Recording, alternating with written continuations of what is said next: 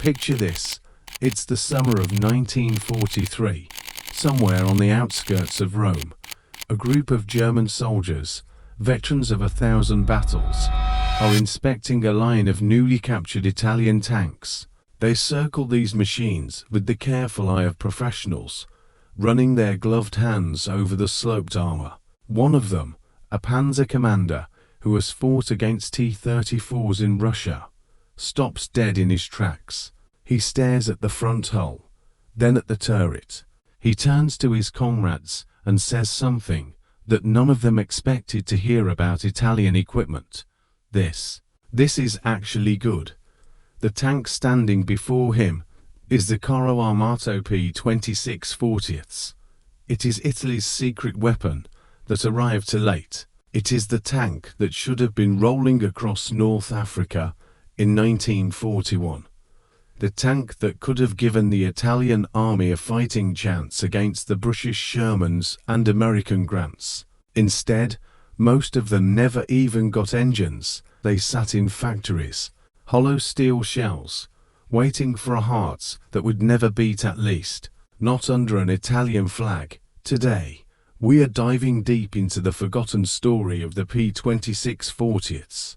We'll explore why this surprisingly advanced tank was doomed from the start, how it finally saw combat under German colors, and the bizarre, almost poetic reason why some of these beasts were converted from roaring predators into silent, stationary bunkers. This is the story of Italy's phantom tank. To understand the P26 40ths, we have to go back to 1940. Benito Mussolini, Il Duce himself, looked at the battlefields of Europe and saw that his army was equipped with rolling coffins. The M13 40ths, Italy's main medium tank, was a decent design for 1939, but by 1940, it was already obsolete. It had bolted armor that popped like rivets when hit, a 47mm gun that bounced off British Matildas, and a gasoline engine that turned the crew compartment into an oven. Mussolini was furious. He wanted a heavy tank. He wanted something that could stand toe-to-toe with the best the Allies could throw at him. And he wanted it now. So in 1940, he gave the order. The Italian military staff, the Stato Maggiore, drew up requirements. They wanted a 20-ton tank, the maximum weight that Italian pontoon bridges could handle. They wanted a 47mm gun, 3 machine guns, and a crew of 5. But almost immediately, the engineers at Ansaldo and Fiat looked at those specs and laughed. 20 tons. With that armor, that wouldn't stop anything bigger than a rifle round. So they pushed the weight up. 25 tons. Then 26. They ditched the 47mm gun and started designing a proper 75mm cannon. They looked at the sloped armor of the Soviet T-34, a captured example of which the Germans had generously shared with their Italian allies, and they thought, we need that now. Here's where the story gets tragic. The Italians had the design. They had the vision. What they didn't have was an engine. Imagine building a race car. You've got the chassis, the suspension, the sleek aerodynamic body, but you can't find an engine. You call every supplier, you beg, you borrow, you steal. Nothing. That was the P26 40ths. The tank needed at least 300 horsepower to move its 26-ton frame at a respectable speed. In Italy in 1940, there was no such engine available. The Americans had aircraft engines coming out of their ears. They stuffed right whirlwinds into Shermans and called it a day. The British had the Meteor, derived from the legendary Rolls-Royce Merlin. The Germans had Maybachs coming out of factories 24/7 of Italy. Nothing. The engineers tried everything. They tested a 420 horsepower petrol engine, the Fiat 262, originally designed for aircraft. It worked, but it was fuel thirsty. and the Italian army staff had a hard-on for diesel. They wanted diesel because diesel is harder to ignite, because diesel gives better range, because diesel is what the Navy uses. But nobody had built a 300 horsepower diesel engine in Italy ever. So they waited and waited, and while they waited, the war moved on. By 1941, the prototype was ready, sort of. It looked like an enlarged M1340, with a 75/18 howitzer sticking out of the turret. It was called the P26, and it was ugly, but it was a start. Then the Germans showed them the T-34, and everything changed. The Italians went back to the drawing board, thickened the armor, sloped the plates, and redesigned the turret for a longer 75/34 gun. By 1942, they had a tank that could actually compete. The armor was 60 millimeters thick on the turret front sloped. Remember, which meant it had effective protection comparable to early Shermans. The gun could punch through about 70 millimeters of armor at 500 meters. That wasn't spectacular by 1943 standards, but it was enough to kill most Allied tanks if you got the first shot. But still, no engine. The prototype clanked around on borrowed time, powered by whatever the engineers could scavenge. Mass production was delayed, then delayed again. The Spar factory in Turin, the only place that could build the engines, got bombed by the Allies in September 1942. That was the death knell. By the summer of 1943, when production finally sort of began, Italy was already collapsing. The factories managed to assemble about 120 hulls, but most of them sat there, lifeless, waiting for engines that would never arrive. September 8, 1943. The day Italy surrendered to the Allies. The day the Italian army imploded. In the chaos that followed, German forces moved swiftly to disarm their former allies. They swept through Italian factories like wolves in the night. And what did they find? Rows upon rows of unfinished P26 40s. The Germans looked at these tanks and saw potential. The design was solid, the armor was decent, the gun was acceptable, and best of all, the hulls were already built. All they needed was engines, and the Germans had engines. So they took them, all of them. The Germans designated the tank Panzerkampfwagen P4737I, the I standing for Italienisch, Italian. They finished the production, installed their own engines where necessary, and pressed them into service. Now, here's where the story gets interesting. The Germans didn't just use these tanks as frontline battle wagons. They distributed them to some of the most bizarre units of the late war. The 10th Police Panzer Company got some risk. These were police troops, not frontline soldiers, but they ended up fighting partisans in Russia and later in northern Italy. The 15th Police Panzer Company got them too. And then there was the 24th Waffen Mountain Division of the SS, the Karlsruhe. These were mountain troops, SS soldiers fighting in the rugged alpine terrain along the Italian-Yugoslav border.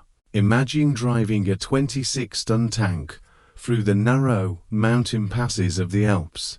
That takes guts. But the most desperate use of the P40 came the defensive lines the Germans built across Italy. The Germans had a problem.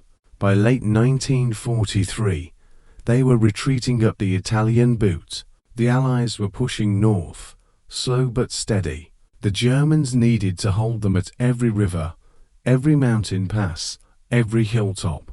They needed fortifications, but building concrete bunkers takes time. Concrete and steel, all of which were in short supply.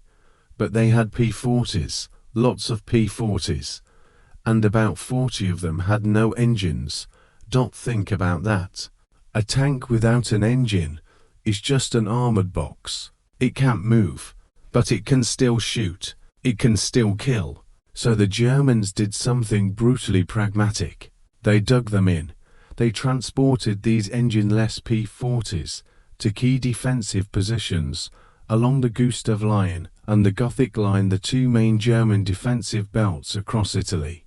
They dug pits, lowered the tanks in, so that only the turret showed, and camouflaged them. Suddenly, a stationary tank becomes a pillbox. It has 60 mm of sloped armor on the turret, which is better than most field fortifications.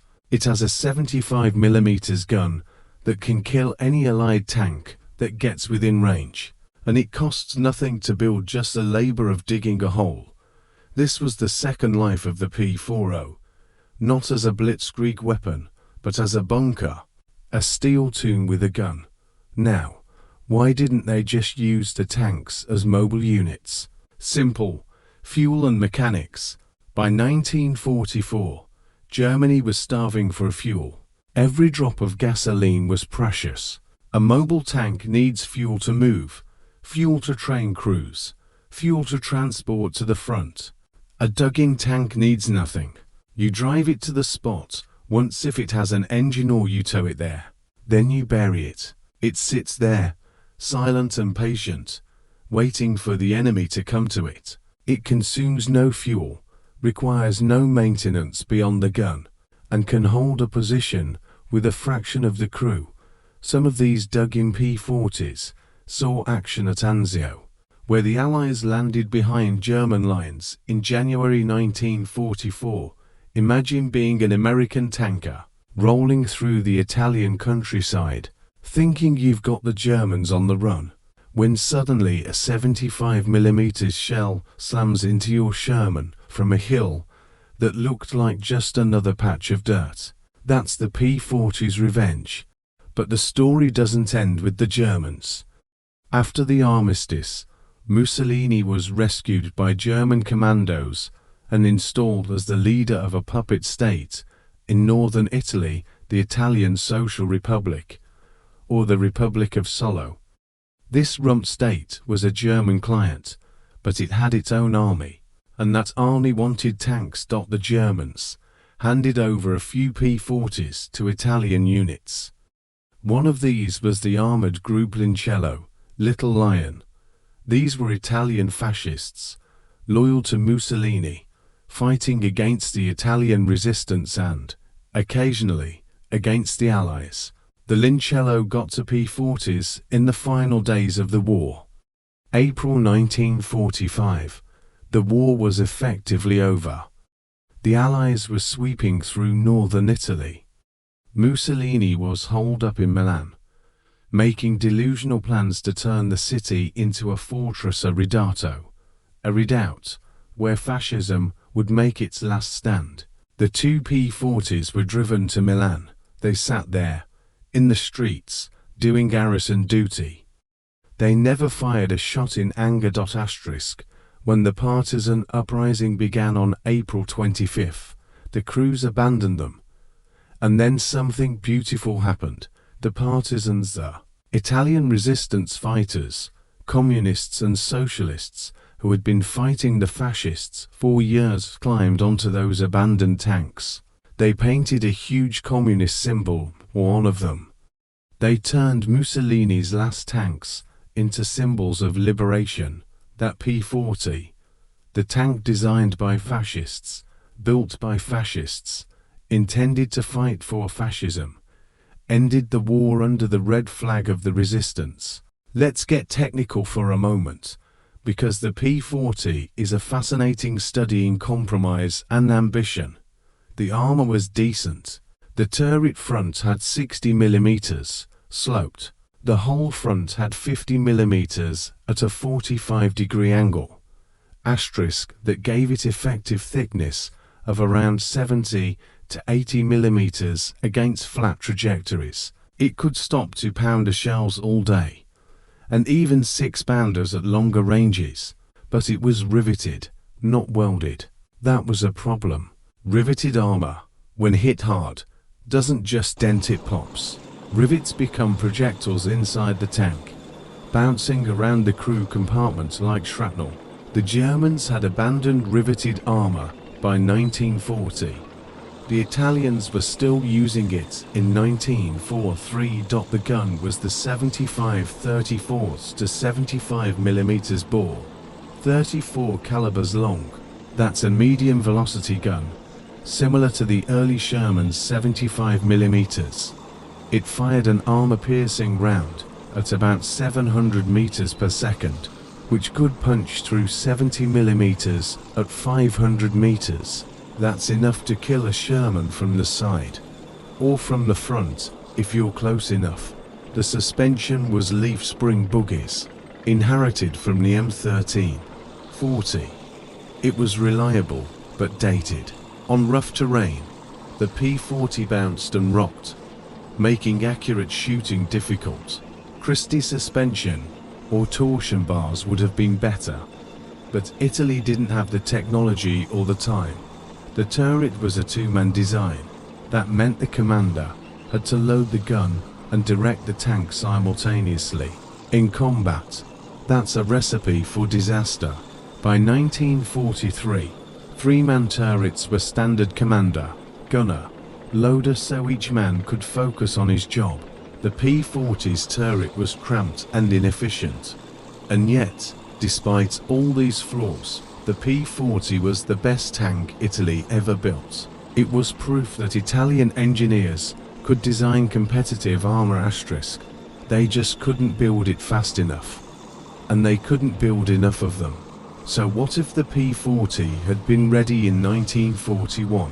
Imagine Rommel in North Africa with 100 P40s instead of Panzer IIs. Imagine the British Crusaders and Grant's facing sloped armor and 75mm guns in 1941.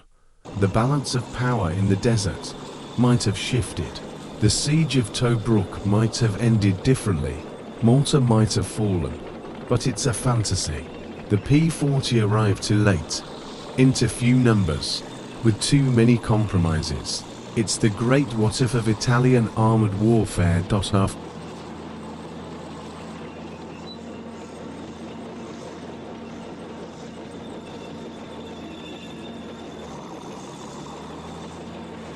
After the war, the P40 faded into obscurity. Most were scrapped, but to survive today, one sits in the Museo della Motorizzazione in Rome, a silent relic of Mussolini's ambitions. The other is near an army barracks in Lecce, in southern Italy. If you visit, you can stand next to it, run your hand over that sloped armor, and imagine what might have been.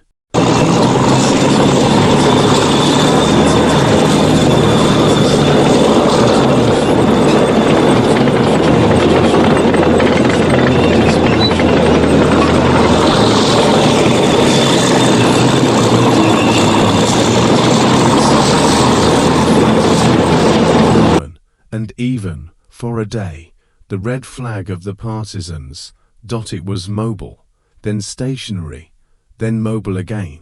It was a frontline fighter, a bunker, a garrison vehicle, and finally a monument. Its story is the story of Italy in World War II.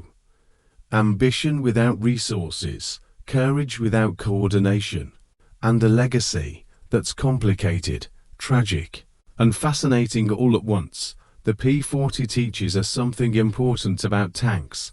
They are never truly obsolete. Even without engines, even buried in the ground, they can still kill. And long after their time on the battlefield is over, they linger in museums and memories, waiting for someone to tell their story. If you enjoyed this deep dive into one of World War II's most obscure armored vehicles, smash that like button and subscribe for more forgotten history. In the comments, let me know, which other phantom weapons of World War II should we cover? Let me know, and I'll dig into the archives. Until next time.